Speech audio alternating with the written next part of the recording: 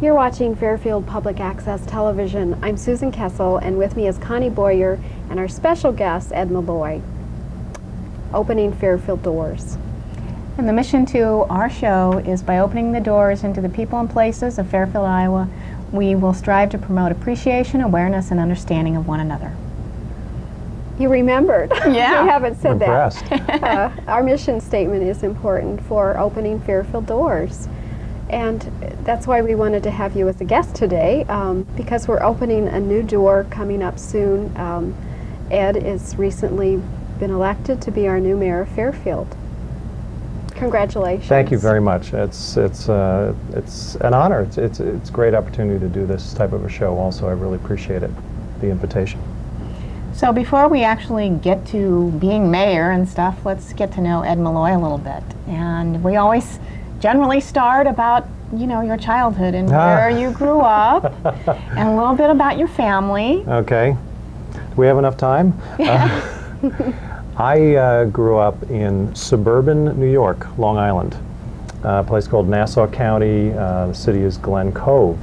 And you think of New York, you think of Manhattan and the big city, and actually Long Island for many, many years was nice rolling farms, a lot like our Midwest, and gradually over time as the influence of the city grew, there was a lot of suburban territory. So, you know, born in 1952 and growing up in suburban New York, the county is just outside of New York City. They're in the same age? All right, good. I bet you're a little, unless you were born... The end. Oh, okay. December. Oh, okay, good. I'm a little older. I just had a birthday a couple of weeks ago. Anyway, I am the oldest of 8 children. 8? Yes. Wow. I've met a lot of your family. Yes. Ken and my husband are good friends. We've Yes. known Ken a long time. And I've met some of your other family too, but 8? Yes, we've got them hidden in a lot of different places. Yeah, yeah. My mom was great. She started having children at 20 years old. By the time she was 30, she had 7. And then we had another boy 7 years later, Russell, who was also lives in Fairfield as well. Okay, so it's you and then? Sharon, who lives in Napa, California. Colleen, who lives in Huntington, New York. Beverly lives in Huntington, New York. June, who lives in Seacliff, New York. These are all towns that are very close to where we grew up. And then there is Ken, that's how we go in descending age. Then another sister, Yvonne, lives in Bethpage, New York. And then my brother, Russell. So 3 boys. 3 boys and 5 girls, yeah. And, oh boy, there's so much I want to know. Okay. Your family's Italian? Italian and Irish. My mother's full Italian, my father's full Irish, yes. Okay. Good Catholic combination. Right. Yeah. And did you or Ken come to Fairfield first? I came to Fairfield first. I came in December of 1979. I came to attend a course at Marshall University of Management, at the time MIU, and I liked it. I really liked Fairfield a lot. I stayed for a year, and then went back to the New York area for about a year, and then came back again in 1982. With your family? At the time, Vicki and I were dating. In fact, we started dating in 1980, and we were married in May of 1982. So we came back. We went back to the New York area to get married, and then we came back here. And you have a beautiful wife. She's yes, I do. Very beautiful and very sweet. Did you meet her here? No, we met in New York, which, you know, New York was a great place to grow up, but I didn't want to live there. Mm-hmm. I went to college in northern Maine, a school called Ricker College. It was a liberal arts school.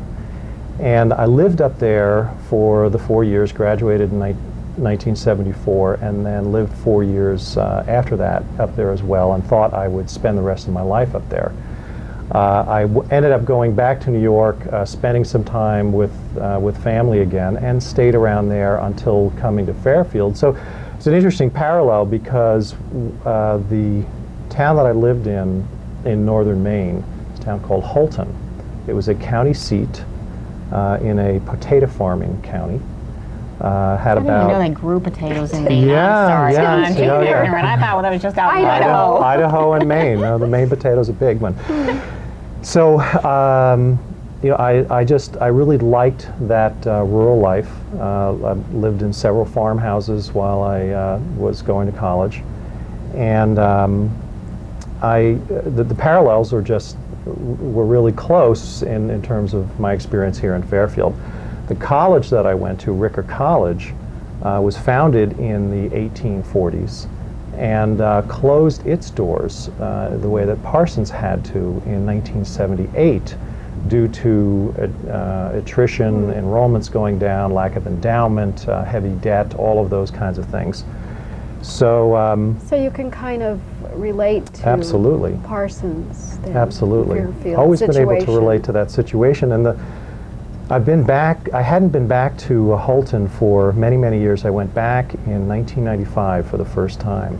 And what was really startling about it is Holton hasn't changed a bit and hasn't grown in that period of time. And in a sense, we've been very fortunate that we've had a university that was interested in the campus and to continue that heritage of higher education that we have, because that's always a fantastic asset for any town. It really brings culture and diversity and new ideas and keeps you young and growing, right. Yeah. So is their campus just completely dead? Completely I mean, it dead. hasn't ever been bought No. and nobody's done anything with it, so it's just kind of No, sat there and were decayed. things like dormitories being turned into low-income housing, libraries sold to, and they had built a beautiful new library in I think 1969. And I think that went to a Department of Human Services. There were some historical buildings that were preserved that were, I'm not even sure what their usages are right now, but basically many of the buildings were just torn down and there hasn't been anything, no new industry in the area, just become a much quieter town. So after graduation, then what? After graduation, I had a degree in psychology. I went into basically child services work. I worked at a school for mentally retarded. I worked as a director for a Big Brother, Big Sister program for the county that we were in. And I enjoyed the work. I was really trying to sort of find a niche in that area of service, which a lot of young people try to do after graduated from college. And just after a while, I really enjoyed the work, but it really wasn't what I wanted to, to continue doing. I, thought many times about graduate school in psychology, but really didn't feel at the time to put the effort in. So I basically started, doing what it took to survive when I went back to the New York area. My dad, who was a policeman for Nassau County Police for many, many years. Irish policeman. Yes, a nice Irish policeman. He. I think it would be hard to raise 8 children on a policeman's salary. It was, which is why this comes to the second part of the story, and that is that he had to work a second job, and his second job was roofing, and he learned it as a teenager. And he was quite good, great work ethic, a real craftsman in terms of what he did, because a lot of the older homes in the New York area where there were communities that were 300 years old, there were many slate-roofed homes, and there were copper work that was very specific, tile, things like that. So he was schooled in that real craft of roofing. So he did it on the side. He worked 7 days a week. So 2 or 3 days, whatever his day off schedule was, he worked. I learned it from him in high school and helped me through my college summers and things like that. So when I went back to the New York area for a couple of years, we had a little business together. Roughy. He did it 2 or 3 days a week, and I did it 5 or 6 days a week. And it kind of carried me, and I was still working with other friends at the time, trying to get a business concept that would really take hold. And nothing was really happening there. So the eventual move here and really landing an opportunity with the company I'm with, Danaher Oil, was a great opportunity. It was And a great you've been thing for there me. how long? I've been there 18 and a half years. I was going to say, how do you, I mean, you don't just wake up one day and say, okay, I'm going to be an oil broker. I mean, No. how did that gel? I don't even know what oil brokers do for sure. Okay. But All right, we can talk a little bit about that. Well, way it happened, when I had come back to Fairfield in 1982, I had taken a sales job with a company that was a national company called Russ Berry. And they're still a very, very big company. You may not know their name, but you will know their products. They do what is called plush toys, which are stuffed animals and things, and they Okay, do lots of sure. gifts. They do cards. They would be competitors of Hallmark. Their claim to fame was there was a little statuette, plastic statuette, of one big, ugly, dumpy guy that had his arms wide open that said, "I love you this much" on the bottom. You know that one? That was their yes, very I do first product. remember that. Yeah. So they were, there was a friend of mine that had a territory of theirs in southeast Iowa and western Illinois, and they were splitting the territory in terms of product line. And I interviewed for this other job, got the job, and went to a sales training weekend that they'd had. And I never really had formal sales training. I had been doing some things in sales. And I wouldn't call this formal sales training, but it was enough. I was with the company for 4 months and became their fastest growing salesman in their company's history by opening new accounts. So I was Wow. going into places like Mediapolis and Wapello and places that weren't, and little stores that were not carrying their products, and opening up new accounts, and did this all over our territory, and really finding that I enjoyed sales work. So after that, I had met Jim Danaher and Doug Greenfield and Sam Rosen, who were the principals of Danaher Oil at the time. They founded the company in 1981, and they were looking for someone to head up a new department for them. So I listened to what they did, and I thought it'd be really exciting. I was traveling for the sales part of the work that I did with Russ Berry, not liking that very much, so I decided this would be good. And it was really something that took for me. I had no experience with markets before, so there was a big learning curve for me.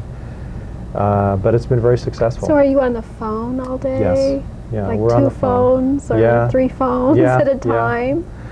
Yeah, it's a fun business, a fast-paced business, and what we do is we facilitate transactions between major oil companies, so Conoco and ExxonMobil and Sunoco and a lot of the big names that everybody knows. And then there are large wholesalers who generally are buying product to redistribute in some ways. And then there are Wall Street investment banks that have, like Morgan Stanley or Dean Witter, those types of companies that have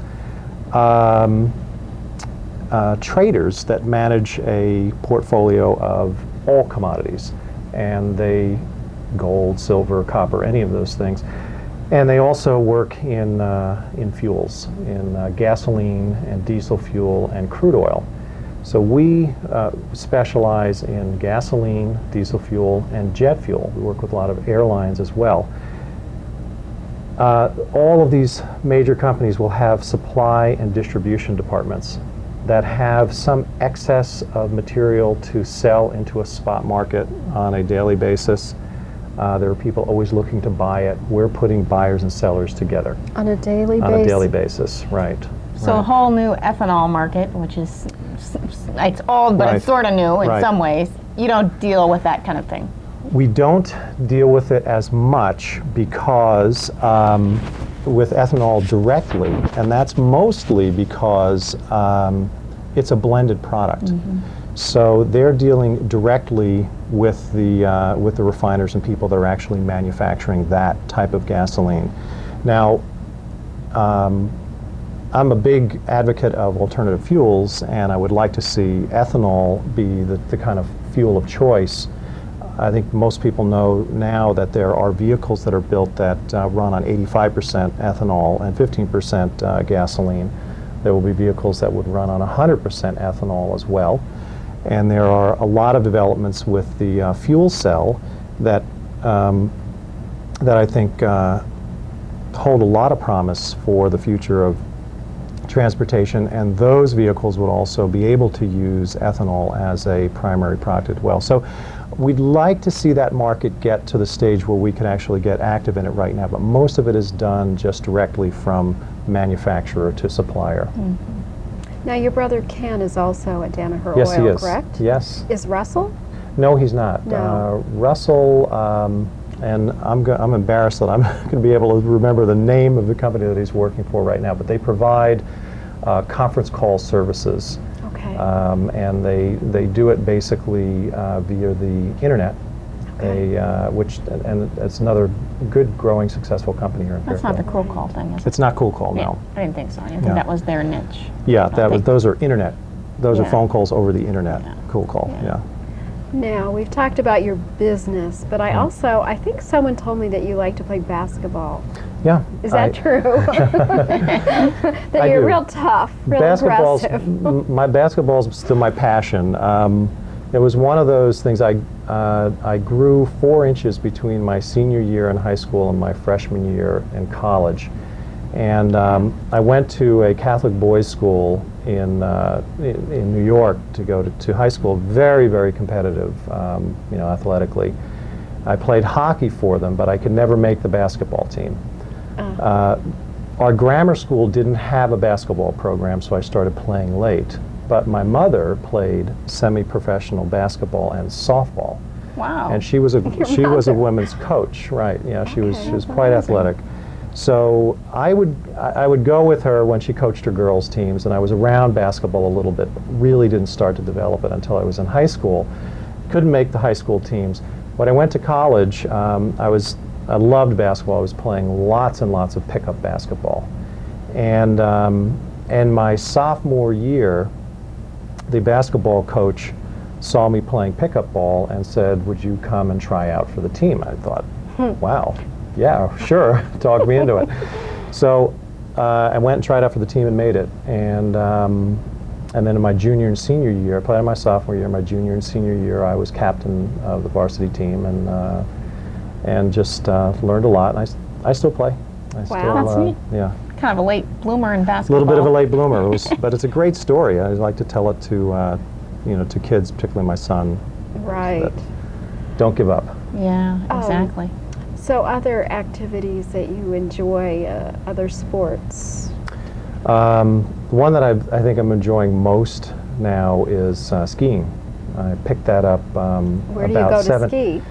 Colorado. Fortunately, I've got clients out there, and I try to get one trip out there a year. But I like the Sundown Mountain in Dubuque as well. That's a great day trip. But I just love it. I just love going fast, and I'm scared. I don't want to break anything. Yeah. If I would have learned earlier, maybe. Well, it is hard as an adult. Yeah.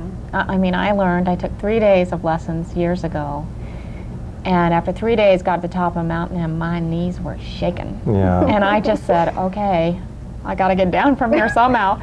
Right.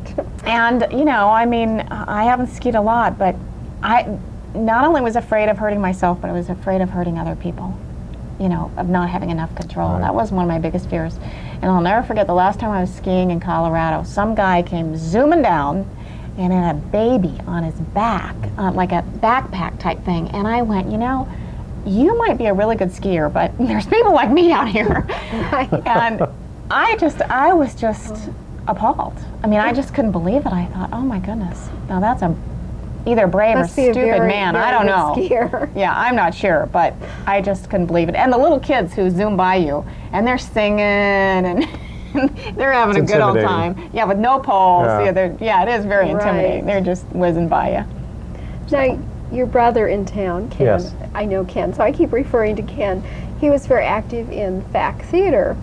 Now, you played a part in 1776. a year ago or so. Yeah. Yeah, last Was- February. Do you like to do theater also? Yeah, there's a little bit of family history there as well. Okay. I guess, my dad, he told us, I don't know, something late in life, I think, that he had actually done some theater when he was in high school, and my dad left high school as a junior to join the Navy. And he served in the Navy for 2 years at the end of World War II, and then he went back to high school a little bit older than everyone else, and it was just, I think he just sort of had a I don't think different that was sense unusual. no, it wasn't unusual then, but he had a different sense of, you know, what he liked to do, and he tried theater, and I don't know how much performing he did, but he did do some. And when I was in high school in my junior year, I'd become close with someone who I didn't grow up with. Again, I went to a school where people came from all over the area too. So he was a new friend, and he had just done the school play and had the lead. And he was tremendous, and I was just I was in awe of of his acting ability. And I told him so, and he said, "Well, I'm directing the play next year," he said, "and I want you in it." I said, "No way, no way." So he had a year to work on me. He talked me into it. I got to play one of the lead parts. It was a Woody Allen play, Don't Drink the Water, and got to play one of these lead parts. And I enjoyed it. So when I went to college, and it was liberal arts school, I just, when you're looking to sort of fill in a few courses here and there, along with some of the required courses that you had to take, I took a couple of acting courses, I think 2 or 3. And I did a couple of plays while I was in college, and always really enjoyed it. For some reason, they were all musicals also, and So do you sing? I like to sing. Really? I do. What, yeah. You have a great voice, and Ken has Thanks. a great voice Yeah, too. he does. He was a sports announcer, radio. Yeah, radio announcer. Very successful. Oh, We'll I have to didn't do know a Ken show did with that. Ken Yeah. too. He'd Yeah. be very interesting. I didn't realize he did that. But you do. You have a great voice, and I didn't get to see that play, but I read about it, and It was sounded- fun. It was fun to sounded do fun. it again. I hadn't done anything since 1975. I did one show while I was at just after college, and it was great to do that again. So you have a lot of interest in the arts, in sports, and when did you have political aspirations? That was a surprise too. It's always someone who nudges you and says, "You'd be good at this. Why don't you try that?" And again, it was a no way. That's not for me. But I think it was actually in 1991 when I ran for city council, and I was encouraged by one person, by a friend, and I thought about it. I thought, oh, why not? I'll give it a try. I'd asked a few other friends. And that was a thrilling election because it was a 3-way race that did not end on election day with a winner. So there was a that's runoff right. a month later, and I won by 21 votes. That's right. Very close election, and got an opportunity to serve for 4 years there, and then was reelected again. So served for 8 years, and I love community service work. I absolutely love it. It's just, I'm sure it's I think something you would that- have to love it because it's not a fun job, I don't think. I mean, you get a lot of complaints, people mad at you personally. You can't take it personally. You have to overlook it, but all the issues that are out there that you have to deal with, the streets, the sewers, the good stuff and bad stuff, and Well, there's the rewarding side to it too. When you can help someone, or you can be part of something that is really developing that benefits everyone, then there's something very rewarding about that too. And that's the way I've always looked at it. And I how much enjoy that. time do you think a council member spans a week?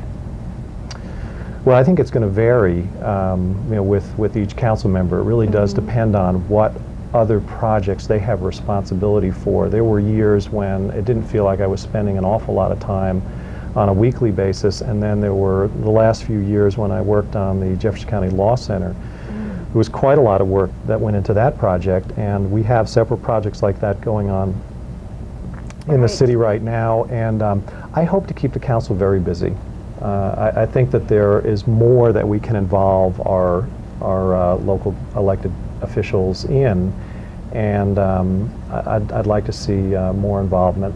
I've spoken with most of the council members now, and we'll speak with the remaining council members this week. And I think everybody's been very supportive of that, too. I think That's people are really great. willing to give That's more great. of themselves, but really address some things that, that maybe we haven't given enough attention to. So during this transition of change and over the next few months, I mean, obviously there's always a little bit of fear of unknown for people, and because it's a change and it's a little scary and those kinds of obviously, things. a big change because we've had Bob Rasmussen, who has been a terrific mayor for 27, 28 years. Right.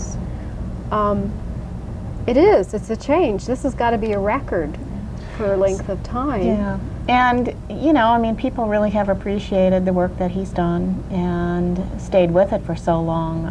I'm He's sure that around the obviously- country there hasn't been that many people that have been mayor for, Right. with the size of town that we are. Right. And he's obviously done a wonderful done job that. because he's been there so long and we kept voting for him. So my question, I guess, is what do you see as some of the stabilizing things that we've done over the last few years that obviously need to stick around? Right. And then in contrast, maybe some of the new things and new ideas that you might have. Right. Well, first of all, with with Bob Rasmussen, there's no question about it. This isn't a matter of someone who really had any weaknesses, any glaring weaknesses as a leader in this community. There's no question. He's a very strong leader for many, many years, and I was fortunate to be on the council with Bob for 8 years, and I thought we always worked together really well. I like the way Bob thinks. I like his efficiencies in terms of parliamentary procedure, Right. all of those things. He was just great to work with in that way, and I know that he'll in a lot of ways be a role model for how I will conduct business on the council. The stabilizing factors I think that we have are the fact that everything that that Bob has really worked on for years to establish within the city in terms of departments and procedures is something that's just going to continue. We're going to refine them in ways, tweak them in ways, hopefully provide new motivation in some ways, but there's going to be good continuity in that regard. We have the same council that is continuing from the last 2 years. I've served on the council with 5 of those members because I just got off 2 years ago. So I think the working relationship is already there with a lot of the council members, and I think that's very, very important because there isn't. If I had to spend a lot of time establishing myself and my personal style with them, there could be some gap there, but I don't think that's going to be the case. I think we're going to be able to really hit the ground running and make a very fluid kind of a transition. And that goes for members of the staff as well. I served on the Personnel Committee for 6 years while I was on the council, and was part of hiring a lot of the people who are And we who are do. We there have right a now. nice a group of people at the Yeah. City Hall that work, and so the city's in good shape. Bob has left everything in good shape. Absolutely, absolutely. So I'm very pleased. It makes it very easy for me in that regard. And I think, Connie, you started to talk a little bit about maybe some trepidation or some apprehension from some people, and that's natural.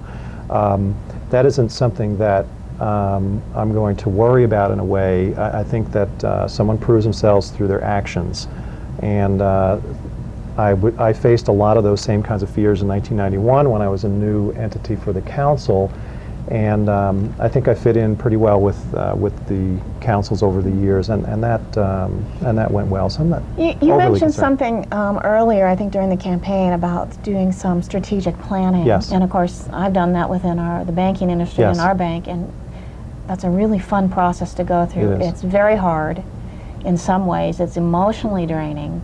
But when you come out the other end, you really got something to hold on to and grasp and work towards. Right. So how would you like to do that, and what's your vision for that?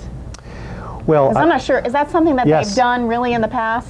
we've done comprehensive plans, and I'm not sure that it's not the same. It really, I think there's a specific format for comprehensive plans where we are getting in certain long-range, and they are strategic in a way, but they really do deal more with infrastructure issues, a little bit of zoning issues, those kinds of things. We're not going to get into some of the other areas of what some of our real goals and priorities are specifically.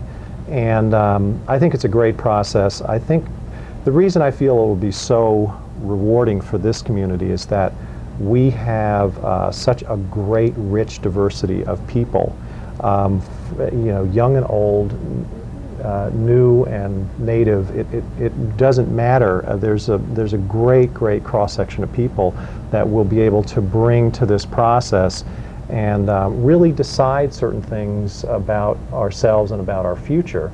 And again, I think that what they're going to do is allow us to crystallize things that are already there. How are we going to deal with our downtown revitalization? What shape is that really going to take? What are the real important amenities that we're going to have? How are we going to really make ourselves realistically attractive for tourism as a city? Those are just some examples, but there are a lot of things that we can do. And so we're not talking just about council members doing strategic planning. We're talking about bringing in community members that are involved in different projects to help on this. I think this is just such an exciting time for our community. There's so much going on. The possibilities for the future, I'm just really excited. Yeah, I'm excited too, and that's another reason why I really wanted to run again. I wasn't sure that was still a desire of mine, but there are so many good things that are going on. There is so much potential for our community. The other thing too is, I want to make sure that as a community we really take care and guard what we have created as well. In a lot of ways, we're very fortunate to have the kind of economy that we have now, even though we are in a downturn which needs to be addressed very, very soon. But we are very fortunate that we have that kind of broad small business community. We also have a great foundation with the manufacturers that have supported the community since the turn of the century. And it's really building on that basis that we need to really address ourselves to at this point. Getting back to the strategic planning process, the way it's done is actually I'll probably going to be utilizing the services of the University of Northern Iowa, the Institute for Decision Making, and what they do is they will provide formats and facilitation for a community process of strategic planning. And we have been through that process with the Governor's Strategic Planning Council. They did a lot of the work for us on that, which I served on. Yes. You were appointed by the Governor to be on this committee, which Correct. you served on for over a year? It's about a year and a half. Year and a half. Yes. We want to get to that, but go ahead and get on your point. Yes. Or So anyway, finish your point. utilizing their services, we basically bring the people together. They will lead us through a facilitation process to identify some common core values that we have within a community, and then set goals and priorities. And as you say, you come out the other end of this process really having a great sense of enthusiasm for where you are and where you're going. And I think it's going to be an exciting process. I think there are a lot of things that we can build off of that once we get through it. There are a lot of things that will go on independent of that as well. But I think it's going to be very good. And the people that you bring to that are a great cross-section. Really, you're going to bring people with a historical perspective. You're going to bring people that are new. You're going to bring people who are entrepreneurial. You're going to bring people. You're going to bring teachers. You're going to bring young people. I'm not sure how big a group it's going to be, but we'll see what the recommended size is and go from there. And then that group really also breaks up into different work group areas, and then they involve even more people within the community. So it really has to be a thorough process. It has to be something that everybody's on board with, otherwise it doesn't work. And then hopefully we come out the other end with something to really follow and guide our development over the next 10 or 15 years, however far we go out with it. It sounds like an exciting process. We'll Thanks. look forward to Thanks. seeing it unfold. Good. Yes. So tell us more about the Governor's 2010 committee that you served on. Well, that was a great experience when Governor Vilsack was elected in 1998. It was one of the things that he said he wanted to do in his first year was to form a strategic planning commission. And he did that in, I think, March or April. We began our work in May, and we worked through the following June. And then there were refinements going on, and it came out actually a year ago in October or November. And the process was really evaluating everything across the board in state government, communities, healthcare, education, really everything. It was a fantastic education for me personally. I was going to say, you Yeah. probably learned a lot about a lot of different communities and opportunities and. Yeah, the one thing you do learn, we have some very smart, very capable people in our universities and in our state agencies. People who really, even if we don't think they know the challenges and problems that we face as a society here in Iowa, they really do. It's just we lack sometimes the resources and the creativity to take care of everything that we need to. But there are a good group of people here. So there were probably 70 different goals that came out of this that we had to recognizing nobody's going to pay attention to 70 different items. We had to distill it down to about 8. So How many we did people that. were on this committee? 37. 37. And then there were another 100 people who worked in the different goal group areas. And it was extensive. There were 15 town meetings. There was a very active website. There were a number of very public things that were done with it.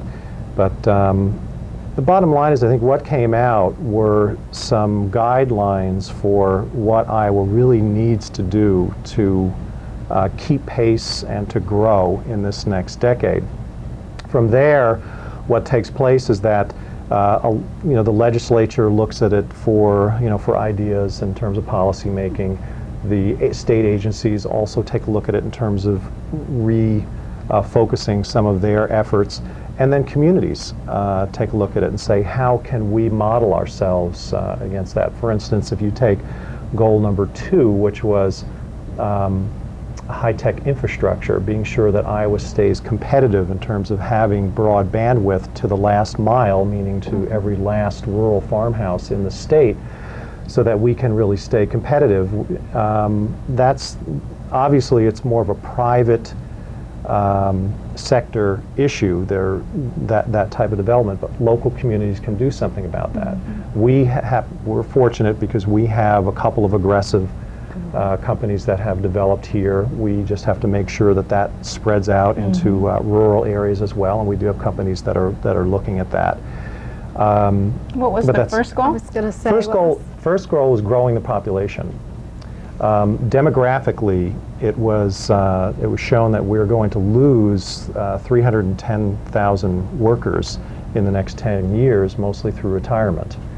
And we don't demographically show that we're increasing the population to the point we're going to keep up with that. So if we're losing assembly line workers, then those companies are going to look to go somewhere else. If we're not able to hire teachers, then there's going to be consolidations or school closings, those sorts of things. So to keep us going. Was it broken down into sectors then, like blue-collar workers, educators, doctors, nurses, that kind of thing? Yes. All of that work was done. Now, the council just recommended that the goal number 1 would be to grow the population by 300,000 by 2010. There were 5 strategies to do that. There were strategies to keep young people here at home that were graduating from our universities. 85% of them leave the state when they graduate. We put 60% of our dollars into education in the state, and then we create a great product, and then they move on. There's an effort to recruit Iowans back to Iowa, recognizing that there are people who are living in urban areas that are interested in more quality of life now. They're raising families, those sorts of things. I'm not going to remember all 5. One of them was immigration, which became very controversial. The intention of that immigration recommendation was to really target the immigration to specific needs, mostly in the professional sector. But it was sort of misread by a lot of the press and I think a lot of the population as being wholesale immigration, which meant more migrant-type, blue-collar workers, and that was never what it was intended to be. I don't think we really have that need in the state at this point, anyway. But I know the governor has had a tough time, with that issue. But the council's intention was to put that in the forefront because of the loss of population that we were experiencing. And then, of course, since September 11th, the whole immigration issue has a whole slate of other concerns to it as well. So, we just have to recognize that population growth is something that we should keep our attention on. Now, is that website still up and running then? Yes, the 2010 website is still up and running. In fact, there's a follow-up organization that I got involved with called Iowans for a Better Future. And I'm actually chair of that organization right now. I don't know what the mayor's duties. I'm going to stay as chair of that organization. But it's going to be an advocacy group that will continue to promote all of the goals of 2010 and help communities build on their own a lot of those goals. And again, that's where I think Fairfield has an opportunity to really, again, like the rest of the state has done, and like many other communities are doing, take stock in itself at this point and see where we would best benefit by going forward and setting some goals. So the address for that, do you know that off the top of your head? The Iowans for or something? well, I think I think it is 2010.org. I think Iowans for a Better Future. I think you'll get to that as just Iowans for a Better Future.org. Yeah. Okay, so people can go there and look and see what the rest of the goals were and stuff. Yes. As we've probably forgotten since they all came out. All right. Well, there's a goal regarding agriculture, there's a goal regarding destination attractions, a goal regarding education, natural resources. That's an area that I co-chaired for the council along with a woman from Mason City, Margot Underwood. And then goal 8 was smart government, looking at government efficiencies and consolidations, things like that. I'm sure that was really a rewarding experience, and meeting people from all across the state, a whole lot of fun. Yeah, it was, no question about it. It was a great honor, great opportunity. I'm sure that will be a big plus in being a mayor, to have those contacts and that background. I think so. It's interesting that I think one of the experiences I enjoyed the most about being a member of the council from Fairfield is that when people talked about how do you really get entrepreneurialism started in your community, or how does it work when you have a diverse community, so many times they would just ask. They would just ask me, "You have that in Fairfield. How does it work? What is it like?" And I think there was a great respect for our community throughout the state that was expressed by people. And I think it's something that we can really build on when we talk about tourism, and also when we talk about growth as well. There are a lot of people who are either looking to come back to Iowa, or maybe they're looking to move somewhere else within Iowa. If they're not, if they don't think that necessarily the more suburban area, the urban and suburban areas are for them, a community like ours could be very attractive. So I think there's some good opportunities there. For the growth and bringing the population back. Yes. It's exciting. So is there anything else that you would like to tell a community upon becoming mayor in 2002? Well, I think, as I've tried to tell everyone, I'm definitely open to everyone's ideas, concerns. And I want to be that type of mayor that's, accessible and available and open. We want to find creative ways to solve problems. Want to try and help bring people and groups together that can work and benefit our whole community by doing so. And I would say that once I think outside of that, we'll talk more about that after January 1st. Do you have plans to have certain office hours or something? I mean, obviously, you're probably going to keep your job, your day job, too. Yes. So, well, unfortunately, I have a private office at my office, and I will be working out of that afternoons. Once I do get a sense of what kind of staff responsibilities there will be at City Hall, we'll talk about times when I'll be at City Hall. And I'm also thinking about keeping hours at City Hall on Saturday, so that if there are any citizens' concerns that they would like to make appointments and come in or just drop in, that I'd be there for that as well. I'm fairly certain I'm going to do that too. that sounds great. Well, you do have some big shoes to fill. I do. After 28 years. I do, absolutely do.